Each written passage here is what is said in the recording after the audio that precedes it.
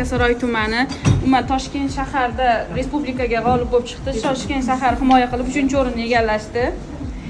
10 nafar Dilbuloq yoshlari.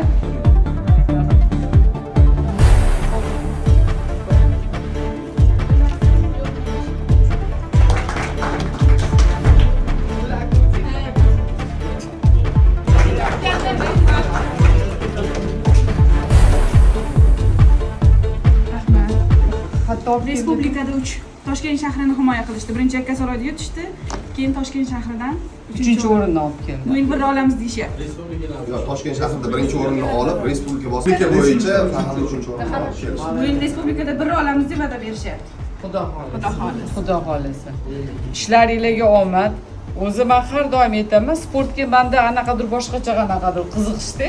Bu sport turi qanaqa bo'lishidan qat'iy nazar O'zbekistonni tanitadigan, O'zbekistonning bayrog'ini chet elda ham va shu O'zbekistonni hamma joyda ko'taradigan bu sportsmen. Sportsmenlarning qilgan ishini yoritib beradigan odamlar mana ko'rdinglar. Sizlarning mehnatinglarni kim yoritib beradi? Mana shular yoritib beradi.